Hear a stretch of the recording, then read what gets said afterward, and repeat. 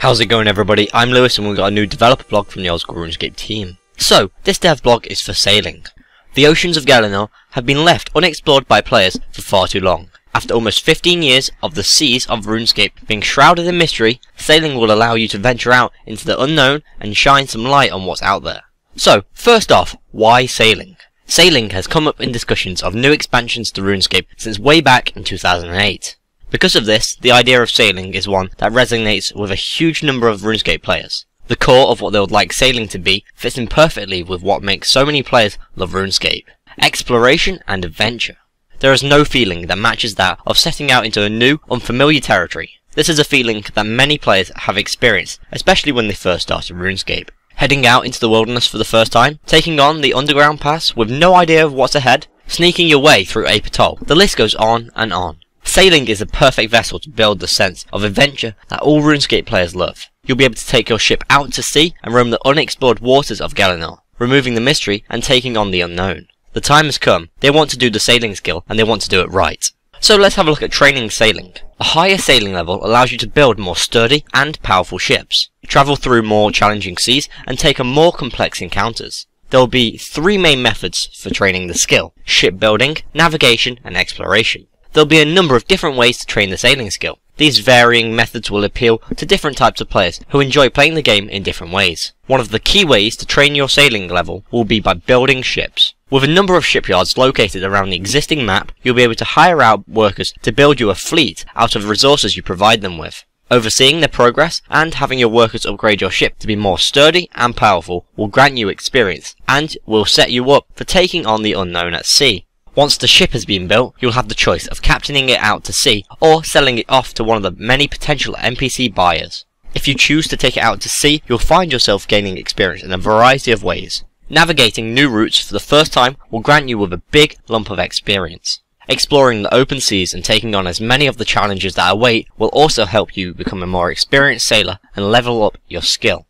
Moving on to exploration and adventure. With sailing, they would like every trip out into open waters to feel like a brand new experience. Each time you take your ship out, you should have no idea what may come your way. With randomly generated seas and an unthinkable number of possible challenges that can be thrown at you, the sense of adventure that will come with sailing is something that will be unrivaled in Old School. Sailing will lead you to underwater caverns where you can take on new monsters for a chance at some unique new loot. It will take you to the lawless waters where battles at sea are all too common, incorporating many of your existing skills such as crafting, construction and smithing. There is something for everyone with sailing. As you level up your sailing skill, more of the map will be opened up to you, offering more access to exciting adventures and discovering new stories to be told. Whether you're roaming freely through open waters or you've got a specific destination in mind, every trip you take will be one to remember. Steadily, as you level up your sailing, you'll gain access to new, exciting areas of RuneScape. Of course, new areas will come with new treasures to be found and skills to be learned. Discover Fossil Island, vast dungeons packed with various beasts, both familiar and new locations for training existing skills, brand new resources, augury and rigger prayers. Discover the lost island of Atlantis, which will actually be an island that the community will get to name. Encounter new races, explore the hidden gemstone caverns, and lots more. They want our ideas to help make sailing all it can be. Moving on to player versus player. Past the dangers of creatures from the depths and heavy waters stands the threat of other players. In the most remote, unexplored areas of the sea, you can never be sure whether a ship coming towards you will be passing by quietly or coming for your booty. When heading into dangerous water, you must be equipped to deal with other players, trying to take you down and grab what they can. Whether it's a crew of 5 players or someone completely alone, when you see a ship in the watery wilderness, you should be prepared for the fight of your life. So, how does sailing fit into the schedule? They plan to release sailing early next year. The release of sailing will not change anything in their current release schedule that they discussed earlier this year. To name a couple of the largest projects they've got planned, Deadman Mode is still heading our way in October, and Zaya is still planned for June next year. Sailing may even act as the perfect stepping stone for you to venture to the land to the west. To help achieve all of this, they'll soon be starting to search for 2 developers to join the Old School RuneScape team. So, this is just the beginning. This developer blog marks the beginning of their discussion of sailing. They want all of the players' feedback at every point along the way. Feedback from the Old School community will be vital in making this skill something that truly suits the game, and they're determined to offer us the best skill that they can. they'll be releasing another developer blog early next week with some more specific information and reacting to any and all feedback that they receive. They need to know what we think. Send in all of their feedback on the forums, Reddit, Twitter, wherever you can. That will allow them to shape the next developer blog and sailing to be what the players want. So, this has been an interesting dev blog. I think sailing's got a lot of potential to be a really good piece of old school content.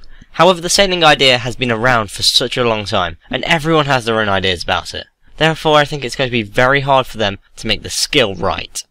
I feel that a lot of the reasons that they want this sailing skill are the same reasons that they want to design Zaya.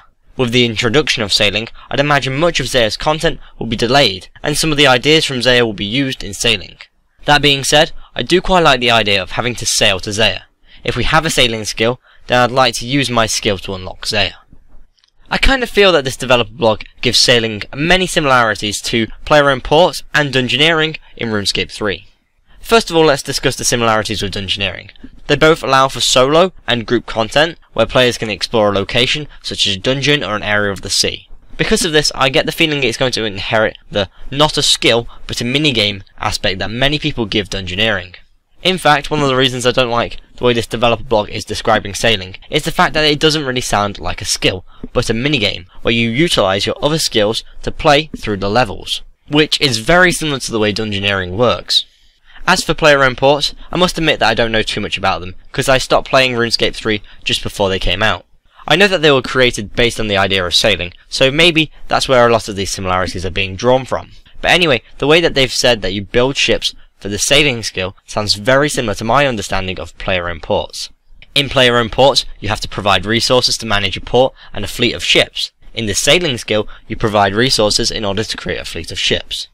It seems like the old school team are just trying to make something that everyone wants to play, luring us in with promises of augury and rigor, new resources and new races, some of which I feel were things they wanted in Zaya, something which I've already touched upon.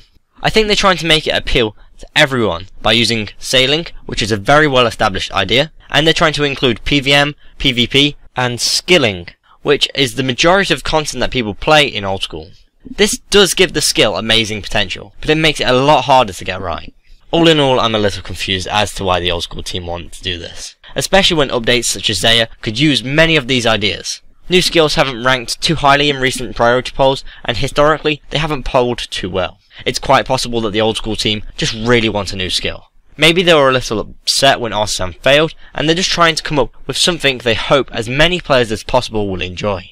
My personal opinion on sailing and this whole developer blog is, once again, it has a lot of potential, but it'll be damn hard to get right. Meaning, if they don't get it right, then it'll be disastrous. Honestly, I think they shouldn't even try and expand this idea any further, and I don't think a new old school skill should be added. However, I have quite high support for new content such as quests and minigames. I'm actually starting to get quite annoyed by all of the big updates coming to Old School. Old School is an older game, it's deliberately older, and you can't expect it to always get big updates. I've seen various people on the forums and other places saying that it needs to get updates in order to progress. But like I've already said, it is a deliberately old game. Why would you move away from that? It's the unique selling point of Old School. But hey, at least we get our say in the majority of updates, and that allows the game to be what the community want. I'll support the community's right to vote in an update. Just because an update passes and I'm against it doesn't mean that everything is wrong.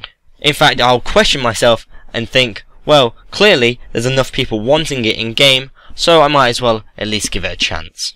And that's really the beauty of Old School RuneScape. If there's an update that you don't like and it gets voted in, then you can't really argue with it, because there is that 75% of players that have voted it in. What do you think of sailing? Let me know in the comments below. If you want to watch the latest Old School RuneScape update, please click here for XP drops, Jad, Pet, and Slayer. And if you want to watch the latest Old School RuneScape news post, please click here for maintenance on the 6th of July. If you've enjoyed this video, please like and share, and if you want to keep up to date with the Old School RuneScape updates, devblogs and polls, please subscribe. I've been Lewis, thanks for watching, goodbye.